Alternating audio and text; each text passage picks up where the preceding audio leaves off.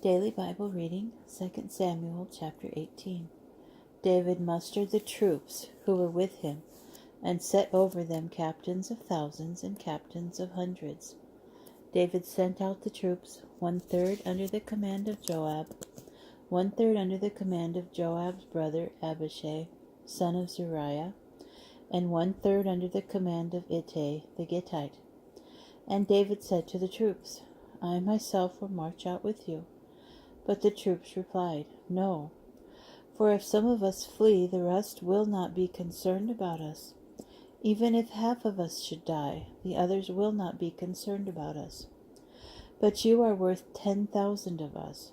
Therefore, it is better for you to support us from the town. And the king said to them, I will do whatever you think best. So the king stood beside the gate as all the troops marched out by their hundreds and thousands.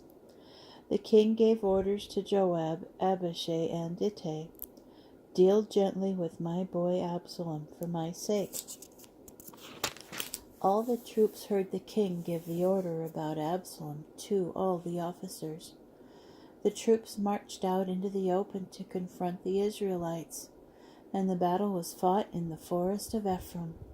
The Israelite troops were routed by David's followers, and a great slaughter took place there that day. 20,000 men. The battle spread out over that whole region, and the forest devoured more troops that day than the sword. Absalom encountered some of David's followers. Absalom was riding on a mule, and as the mule passed under the tangled branches of a great terebinth, his hair got caught in the terebinth. He was held between heaven and earth as the mule under him kept going. One of the men saw it and told Joab, I have just seen Absalom hanging from a terebinth. Joab said to the man who told him, You saw it? Why didn't you kill him then and there? I would have owed you 10 shekels of silver and a belt.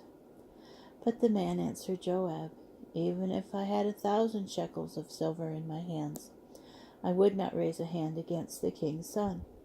For the king charged you and Abishai and Ittai in our hearing, Watch over my boy Absalom, for my sake. If I betrayed myself and nothing is hidden from the king, you would have stood aloof. Joab replied, Then I will not wait for you. He took 3 darts in his hand and drove them into Absalom's chest. Absalom was still alive in the thick growth of the terebinth, when 10 of Joab's young arms-bearers closed in and struck at Absalom until he died. Then Joab sounded the horn, and the troops gave up their pursuit of the Israelites, for Joab held the troops in check. They took Absalom and flung him into a large pit in the forest, and they piled up a very great heap of stones over it. Then all the Israelites fled to their homes. Now Absalom in his lifetime had taken the pillar which is in the valley of the king and set it up for himself, for he said, I have no son to keep my name alive. He had named the pillar after himself, and it has been called Absalom's monument to this day. Ahimaaz, son of Zadok, said, Let me run and report to the king that the Lord has vindicated him against his enemies. But Joab said to him, You shall not be the one to bring tidings today. You may bring tidings some other day, but you'll not bring any today, for the king's son is dead. And Joab said to the Cushite, Go, tell the king what you have seen. The Cushite bowed to Joab and ran off.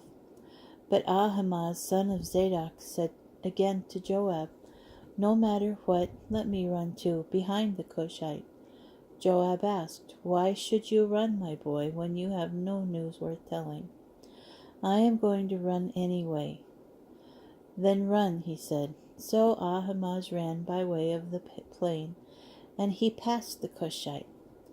David was sitting between the 2 gates. The watchman on the roof of the gate walked over to the city wall. He looked up and saw a man running alone. The watchman called down and told the king, and the king said, If he is alone, he has news to report. and he was coming nearer, the watchman saw another man running, and he called out to the gatekeeper, "There is another man running alone." And the king said, "That one too brings news." The watchman said, "I can see that the first one runs like Ahimaaz son of Zadok." To which the king replied, "He is a good man, and he comes with good news." Ahimaaz called out and said to the king, "All is well." He bowed low with his face to the ground and said, "Praise be the Lord your God, who has delivered up the men who raised their hand against my lord the king." The king asked, "Is my boy Absalom safe?" And Ahimaaz answered, "I saw a large crowd when your majesty's servant Joab was sending your servant off, but I don't know what it is about." The king said, "Step aside and stand over there." He stepped aside and waited. Just then the Cushite came up, and the Cushite said, "Let my lord the king be informed that the Lord has vindicated you today against all who rebelled against you." The king asked the Cushite, "Is my boy Absalom safe?" And the Cushite replied, "May the enemies of my lord the king and all who rose against you to do you harm fare like that young man."